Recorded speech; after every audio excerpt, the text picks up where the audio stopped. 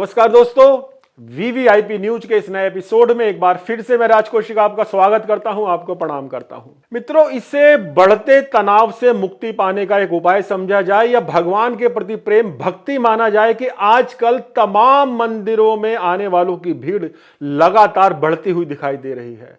लोग बहुत बहुत देर तक इंतजार करने के बाद मंदिर में जाते हैं और भगवान के दर्शन करते हैं, लेकिन मंदिरों में जाकर भगवान के दर्शन करने को लेकर भी क्या कोई अवार्ड मिल सकता है? ऐसा पहले कभी नहीं देखा गया, कभी नहीं सुना गया, लेकिन फिलहाल ऐसा ही हुआ है। World wide book of records ये एक संस्था है जो कि अंतरराष्ट्रीय स्तर पर काम करती है। इसने ज्यादा मंदिरों में जाने के लिए गाजियाबाद निवासी बृजकिशोर शर्मा जी को सम्मानित किया है, उनको अवार्ड दिया है। क्या है ये कारण, क्या है, क्या इस संस्था का उद्देश्य है या बृजकिशोर जी का क्या उद्देश्य है, इस बारे में विस्तार से जानकारी देने के लिए हमारे स्टूडियो में स्वयं बृजकिशोर शर्मा जी उपस्थित है। शर्मा जी, बहुत बहुत अभिनंदन, बहुत बहुत स्वागत है आपका भी बहुत बहुत। तो जैसा कि मैंने जिक्र किया, जब मैंने फेसबुक पर देखा कि आपको ये अवार्ड मिला है तो बड़ा ये जिज्ञासा हुई। World wide book of record में आपका नाम आया है, ये गाजियाबाद के लिए भी शान की बात है।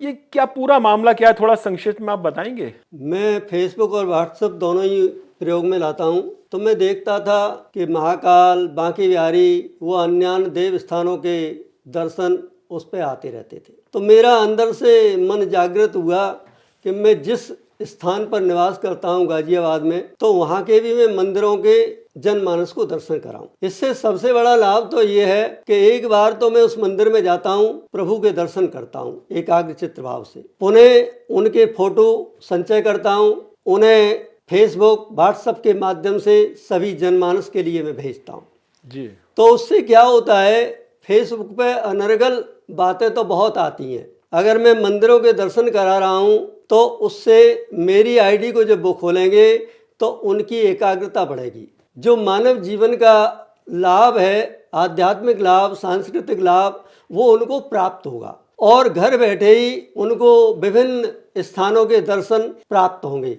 उनके चित्त की वृत्तियाँ, मन वृत्तियाँ स्थिर होंगी, प्रभु में आकर्षित होंगी। तो मैंने ये सोच करके इस लक्ष्य को प्रारंभ किया। पहले मेरा लक्ष्य श्रावण मास में 2-1 साल पहले 400-500 मंदिर तक रहा। उसके बाद मैंने विचार किया कि मैं इस लक्ष्य को आगे बढ़ाता हूँ और वर्ल्ड बुक तक लेकर के जाऊँगा। तो फिर मैंने उसे 1 नंबर से और पुनः प्रारंभ किया, दोबारा शुरू किए, वो दोबारा प्रारंभ किया और उस सब का रिकॉर्ड मेरे पास आज भी मौजूद है। कोई चाहे कि मैं भाई सारे मंदिरों के दर्शन करना चाहता हूं, मैं एक क्लिप उठाऊंगा और उसको भेज दूंगा। अच्छा, जब ये आपको अवार्ड मिला उस समय कितने मंदिरों के दर्शन आप कर चुके? मैंने 1721 मंदिरों के दर्शन कर चुके। पूरे भारतवर्ष के? भारतवर्ष में आपके उत्तर प्रदेश है, हरियाणा है, राजस्थान है, गुजरात है, बिहार है, अन्य सभी प्रांतों के तो नहीं मैं जा, लेकिन 8-10 प्रांतों के मैंने दर्शन। तो अभी भी दर्शन करने का सिलसिला जारी है? अभी भी दर्शन करने का सिलसिला बराबर अनवरत चल रहा है। अभी मेरी 21 नवंबर से 25 नवंबर तक माउंट आबू की यात्रा थी, तो वहाँ पर जितना भी मुझे समय मिलता था मैं वहाँ के दर्शन किए और वो भी सब मैंने फेसबुक पर डाले। तो क्या गिनीज बुक तक भी पहुँचने का आपका कोई विचार है? गिनीज बुक पर भी पहुँचने का मेरा विचार है। मेरे जब 2100 मंदिर हो जाएंगे तो वहाँ पर मैं उसमें नाम दर्ज कराऊंगा। जी जी, ये तो बहुत। और बाकी तो मेरा 10,000 मंदिर करने का लक्ष्य तो मन में नियमित है। ये जो आपको वहां से अवार्ड मिला है, ये पदक बोर्न टू फ्लाई इस पे लिखा हुआ है, मतलब उड़ान के लिए जन्म।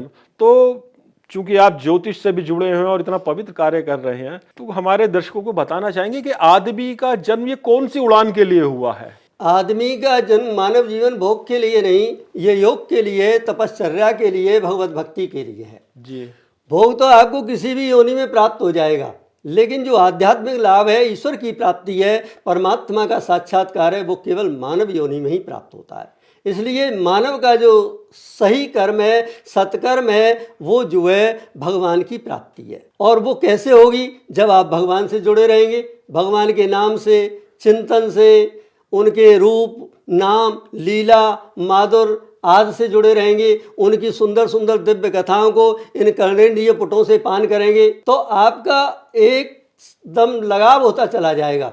धीरे धीरे ही लगाव होता है, जिस प्रकार से बिंदु बिंदु से एक घड़ा भर जाता है, उसी प्रकार से आपके अंदर जब चेतनाएं जागृत होंगी तो आपका यह घट पूर्णता को प्राप्त हो जाएगा, आपका हृदय पवित्र हो जाएगा, मन अंतःकरण पवित्र हो जाएगा। मंदिरों में दर्शन की भी इसमें भूमिका है, वो प्रेम प्रभु के प्रति जो हमारे मन में पैदा हो, मंदिर में जाने से कुछ उसमें उत्पत्ति या वृद्धि होती है? आप जो ही मंदिर में प्रवेश करेंगे, आपको एक नवीन ऊर्जा, नवीन चेतना आपके अंदर स्फुरित हो जाएगी जी। और आप संसार को भूल जाएंगे, आप वैराग्य को प्राप्त हो जाएंगे, आपके मन में भाव जागृत हो जाएगा कि मैं कुछ बनने के लिए यहाँ इस जगत में आया हूँ, अपने जीवन को व्यर्थ करने के लिए नहीं आया। अच्छा, एक तो ये अच्छा रास्ता आपने बताया, प्रभु के प्रति प्रेम भक्ति, लेकिन महाराज जी क्या यही पर्याप्त है? आदमी किस तरह अपने कर्तव्यों का पालन करे, किन गुणों को अपने अंदर धारण करे जो प्रभु से उसकी निकटता बढ़ जाए? अपने अंदर सत्य है, दया है, धर्म है,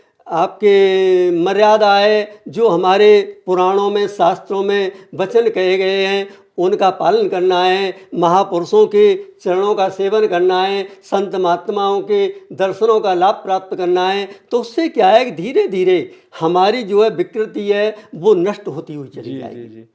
क्योंकि बिना विकृति के नष्ट हुए, आपके सद्विचारों के जीवन में आए बिना आप परमात्मा को प्राप्त नहीं कर सकते। अच्छा, जैसे आपने सत्य की बात की महाराज जी, मैं मंदिरों पर ही केंद्रित रखता हूँ। कई मंदिर ऐसे हैं जहाँ की टिकट बेचकर दर्शन करने का लाभ है, चलिए वो तो एक व्यवस्था हो गई। बड़ी संख्या में भक्तजन ऐसे हैं जो सीधे पुजारी को या पंडित जी के हाथ पे कुछ रखकर या इधर उधर से दाएं बाएं, मतलब सत्य के रास्ते से हटकर मंदिरों में जाते हैं, तो वो भी जायज है? मेरा इस बारे में, मैं जो भी मिलता है या संस्था के जो भी सदस्य वहाँ मंदिरों के मिलते हैं, मेरा एक ही कहना है कि यहाँ पर नेता हो, अभिनेता हो, चाहे कोई कितना भी धनी हो, निर्धन हो, उसको एक लाइन से दर्शन कराए जाएं। क्योंकि यहाँ तो आपने पैसे दे करके दर्शन कर लिए, लेकिन वहाँ के दरबार में आप पैसे दे करके प्रवेश नहीं कर सकते। जी जी जी जी। आपकी बात में याद आया फहमी बदायूनी का कि समंदर उल्टा सीधा बोलता है, सलीके से तो प्यासा बोलता है, और यहाँ तो उसका पैसा बोलता है, वहां देखेंगे वो क्या बोलता है। तो ये वही बात आपने कही है। तो अच्छा महाराज जी, अब चूंकि आपका नाम भी ज्योतिष के क्षेत्र में काफी विख्यात है, आजकल पिछले कुछ वर्षों से अगर देखें, सोशल मीडिया की अगर बात करें, तो हर जगह पंडित जी बैठे दिखाई देते हैं, महिलाएं भी बड़ी संख्या में दिखाई देती हैं उसी वेशभूषा में, और सब उपाय बता रहे हैं, शांति के उपाय बता रहे हैं। कोई शनि की बात कर रहा, कोई राहु की, कोई गुरु की। कुछ लोग उस पर विश्वास करके उन उपायों को करते भी हैं। तो क्या ये ठीक है महाराज जी, हम आंख बंद करके किसी भी उपाय को कर सकते हैं? ज्योतिष का जो मूलतः उद्देश्य है वो आपके कर्म के सकुशल संचालन के लिए है। वेदाई यज्ञात मय प्रवृत्ता कालान पूर्वा वेता सिज्जा तस्मादम काल विधान शास्त्रम यो ज्योतिषम वेद स वेद सर्वम। हमारे शास्त्रों में बताया गया है ज्योतिषी वही है जो तीनों कालों को जानने वाला है। हमारे गर्गाचार्य जी, देवर्ष नारद जी तीनों कालों के जानने वाले थे, रावण भी तीनों कालों का जानने वाला था, वही ज्योतिषी है। ये ज्योतिषी तो क्या है, जरा सा ज्ञान प्राप्त कर लिया है और अपने ऑफिसों में बैठ जाते हैं, पैसा उनके अकाउंट में जमा हो जाता है और पुनः जो है वो कुछ भी बताएं, क्या फर्क पड़ता है। जो व्यक्ति अपना भविष्य नहीं देख पाता वो दूसरे का भविष्य क्या देगा। तो ऐसे जो ये श्रद्धालु हैं, इनके लिए आप क्या कहना चाहेंगे, जो केवल स्क्रीन पर देखकर ही ज्योतिष उपाय कर रहे हैं? कुछ इसमें नुकसान भी हो सकता है?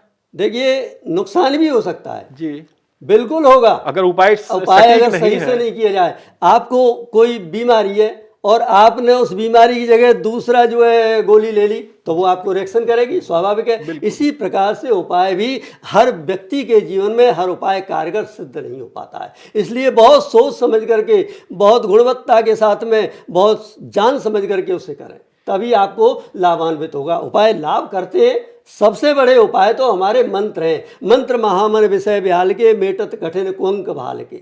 मंत्र के अंदर जो शक्ति है, मंत्र किसी भी कक्षा में जाकर के प्रवेश करके उसका उपचार करता है। तो इसलिए जो हमारे वैदिक मंत्र हैं या तांत्रिक मंत्र हैं या पौराणिक मंत्र हैं, उनका आप प्रयोग करें तो बहुत सुंदर रहेगा। तो ये मंत्रों का जाप व्यक्ति को स्वयं करना चाहिए या जैसे पंडित जी भी कर देते हैं संकल्प करा के, वो भी ब्राह्मण भी कर देते हैं, लेकिन स्वयं करेंगे तो उसका प्रतिफल जल्दी प्राप्त होगा। और आपको पता है कि मैं मंत्र कर रहा हूँ, ब्राह्मणों का पता नहीं रहता कि ये मंत्र जाप कर भी रहे या नहीं कर रहे। कोई चूक भी हो सकती है उनसे। जी जी जी।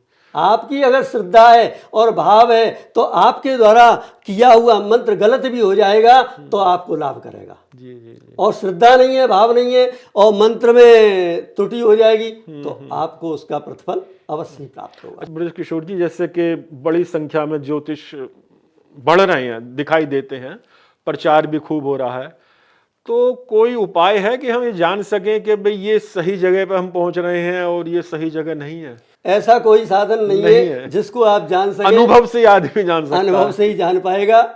ऐसे में तो उसमें क्या है कि हर व्यक्ति के पास, मेरा एक मानना है, कर्म के अनुसार उससे जुड़ रहा है। वो कर्म प्रधान विश्व कर राखा, जो जस करे सो तस फल चाखा। अगर परमात्मा चाहे तो अपनी लीला के द्वारा कुछ भी संभव करा सकता है। जैसे माता सती से करा दिया, बहुत समझाया शंकर भगवान ने, नहीं मानी, अंत में चल पड़ी। भगवान भोलेनाथ भी बोले जाओ परीक्षा ले आओ। लौट करके आई परीक्षा लेकर के, तो भगवान शिव ने कहा देवी परीक्षा ले आई, कछुन परीक्षा लीन गुसाई, कीन प्रणाम तुम्हारे नाई। मैंने कोई परीक्षा नहीं ली, मैंने तो आपकी तरह से प्रणाम कर दिया। भगवान शंकर विचार करने लगे, मैंने यहाँ इतना समझाया, नहीं मानी। ध्यान लगाया तो देखा उन्होंने सारी लीला जान ली, उन्होंने जानकी का रूप धारण कर लिया, मन में ही संकल्प ले लिया इससे इस जन्म में भेंट नहीं होगी। तो उन्होंने भगवान राम की माया को प्रणाम किया है। बहुर राम माहे सिरनावा, प्रेर सते जय झूठ का। जो तेरी इच्छा। भगवान की माया को प्रणाम किया कि जिन्होंने मेरी सती जैसी, जो कभी रूप धारण नहीं कर सकती, जो कभी झूठ नहीं बोल सकती, उससे भी झूठ बोलवाती है। तो दो प्रकार से लीलाएं चलती है, एक आप कर्म के अनुसार, एक प्रभु के अनुसार। प्रभु अपने भक्तों पर लीला का प्रदर्शन करते। लेकिन शिव जी ने तो भगवान की माया को प्रणाम किया, उसको स्वीकार कर लिया। हम यहाँ देखते हैं कि व्यक्ति भगवान की माया को स्वीकार नहीं करता, उसको बदलने की चेष्टा करता है। तो क्या ज्योतिष उपायों में ये ताकत है जी कि उसको बदला जाए, प्रारब्ध को बदल दे, किस्मत को बदल दे, असफलता को सफलता में बदल दे? ये संभव है? प्रारब्ध को बदलने का साधन आपके मंत्रों में है जी, और ये ज्योतिष से ही संबंध रखते हैं। बिल्कुल बिल्कुल। उल्टा नाम जपा जग जाना, वाल्मीकि भय ब्रह्म समाना। अजामिल को लेने के लिए दूत आए तो उसका बेटा खेल रहा था, उसने पुकारा नारायण और तुरंत ही देवदूत प्रकट हो गए, उनमें वार्तालाप हुआ।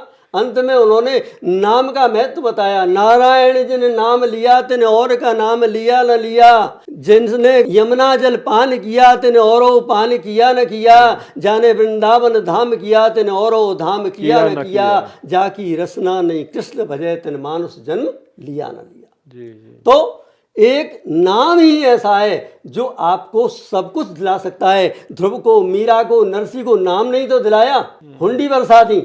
ध्रुव को 36,000 वर्ष का शासन दे दिया, भक्त प्रहलाद को एक मनवंतर का शासन दे दिया। कलयुग केवल नाम आधारा, कलयुग केवल नाम आधारा, सुमिर सुमिर नर उतरे पारा, हरे नाम हरे नाम हरे नाम, केवलम कलौ नास्तेव नास्तेव नास्तेव गतर अन्यथा, यत फलम नास्ति तपसा न योगेन समाधिना तत्फलम लभते, सम्यक कलौ केशव कीर्तना।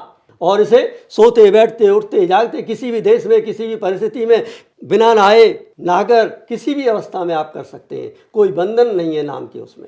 तो अगर एक तराजू के एक पलड़े पर ये ज्योतिष के उपाय रखे जाएं, एक पे नाम रखा जाए, तो कौन सा पलड़ा भारी रहेगा? अगर मैं बात करूं, हालांकि आप खुद ज्योतिष हैं तो ये सवाल मैं आपसे नाम कर का रहा ही पलड़ा भारी रहेगा। जी जी जी। भगवान की भागवत रूपी ग्रंथ का ही पलड़ा भारी रहेगा। ब्रह्मा जी ने सारे ग्रंथों को सत्य लोके तुलाम बद्वा तोलियत साधना अन्नज, तो अंत में भागवत जी जिस पर विराजमान थी, भगवान का स्वरूप जिस पर विराजमान था, भगवान का नाम जिस पर विराजमान था, उस पलड़े के आगे सभी पलड़े फीके हो गए, झुक गए। जी जी।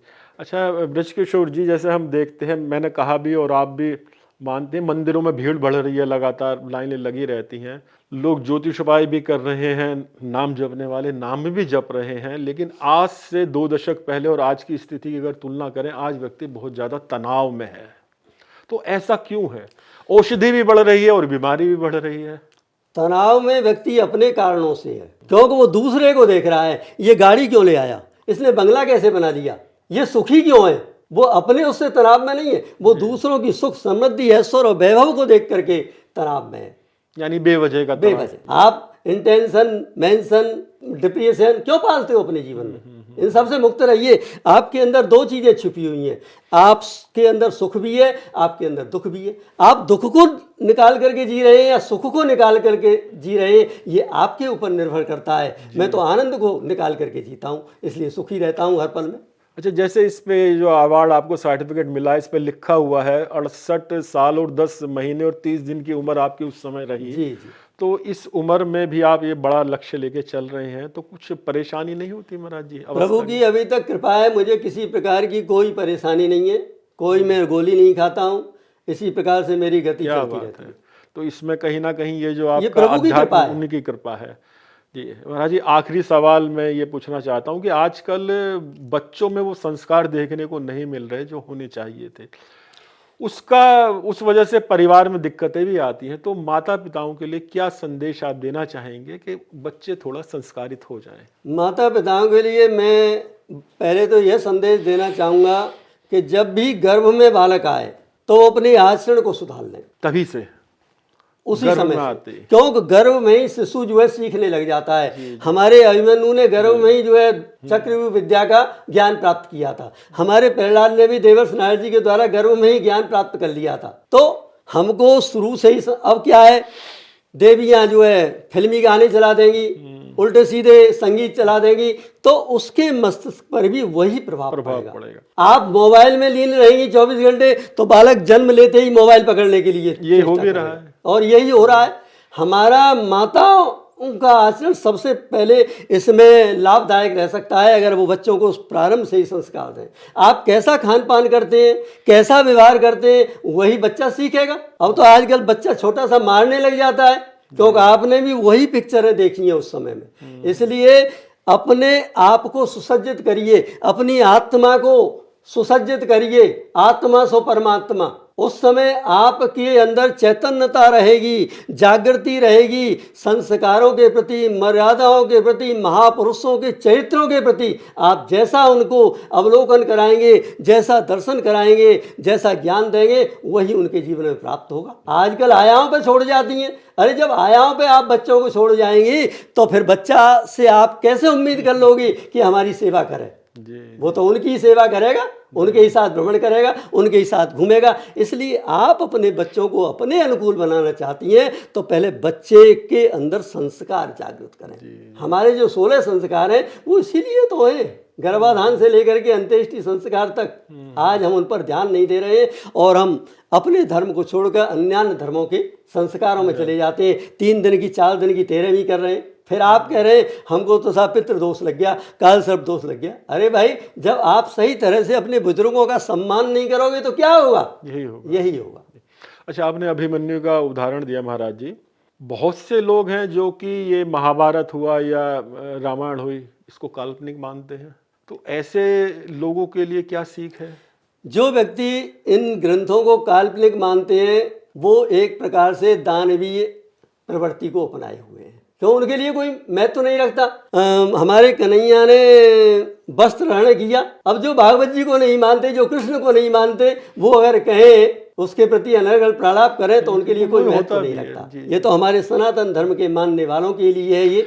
लेकिन महाराज जी, ऐसे लोग बड़ी संख्या में सनातन में भी हैं, हिंदू हैं वो, लेकिन वो तो उससे कहीं ना कहीं सनातन को नुकसान तो पहुंचता है। सनातन को पूरा नुकसान पहुंच रहा है जी। और हमारे जो मठाधीश हैं, शंकराचार्य हैं, महामंडलेश्वर हैं, जिस प्रकार से अन्य धर्म समुदायों के अंतर्गत उनकी शुरू से ही जागृति कर देते हैं, वो हमारे अंदर जागृति नहीं हो पा रही। न तो हमारे माता पिता ही कर पा रहे, न हमारे परिवारी जन वृद्धजन ही कर पा रहे, और न हमारे मंडलेश्वर, महामंडलेश्वर, शंकराचार्य जिनका दायित्व बनता है, न ही वो कर पा रहे हैं। मठों में बैठे हैं आराम से, बाहर निकलना नहीं चाहते। पहले हमारे संत बाहर निकलते थे और गांवों में जाते थे, वहाँ पर मंदिर में पहुँच करके उनको संदेश दे देते थे गांव में कि भाई आज संत जी का प्रवचन होगा। वो आते थे, उनको अच्छी अच्छी बातें। आज केवल धन की आकृष्टि बढ़ रही है, धन कमाने की इच्छा। किस प्रकार से मैं चेला बनाऊं, किस प्रकार से धन जोड़ूं, किस प्रकार से आश्रम बनाऊं, किस प्रकार से मैं भोगों को प्राप्त करूं। तो क्या निकट भविष्य में कुछ इस छुटकारा दिखाई दे रहा है आपको? ये लोग खुद समझ पाएंगे? देखिए, निकट भविष्य में जैसे हमारे धीरेन्द्र शास्त्री जी हैं, और भी कई संत महात्मा हैं, वो जिस प्रकार से जागृति कर रहे हैं, अगर उनके अंदर चैतन्यता आ जाएगी तो निश्चय ही समझ पाएंगे। लेकिन एक ही व्यक्ति के करने से कुछ नहीं सबको होगा, लगना हमको जागृत होना पड़ेगा। फिर भी हम देख रहे हैं 2-1 साल में अच्छी जागृति आई है, बहुत परिवर्तन आया है, लोग आगे बढ़ रहे हैं, उसको समझ रहे हैं तत्व को। क्यों सनातन धर्म से बड़ा कोई धर्म नहीं है, जहाँ सर्वे भवन्तु सुखिनः सर्वे सन्तु निरामया सर्वे भद्राणि पश्यन्तु माँ कश्चित् दुख भाग भवेत् की कामना की जाती हो, और किसी में ऐसा नहीं है। नहीं है। सनातन से जुड़े जो मठ हैं उनके मठाधीशों को सनातन के प्रति जागृति के लिए मठों से बाहर निकलना होगा, लोगों में चेतना पैदा करनी होगी, तब सनातन का कल्याण संभव है, ऐसा कहना है ब्रजकिशोर शर्मा जी का। महाराज जी, आप हमारे स्टूडियो में आए, बहुत बहुत धन्यवाद। आपका भी बहुत बहुत धन्यवाद, आपने हमको सहृदय स्वीकार किया। तो मित्रों, आज के एपिसोड में बस इतना ही। ये एपिसोड आपको कैसा लगा कमेंट्स बॉक्स में जरूर लिखिए, और सब्सक्राइब करना बिल्कुल ना भूलिएगा। वीवीआईपी न्यूज, नमस्कार। सर्वे भवन्तु सुखिनः सर्वे सन्तु निरामया सर्वे भद्राणि पश्यन्तु माँ कश्चित् दुख भाग भवेत्। हर हर महादेव।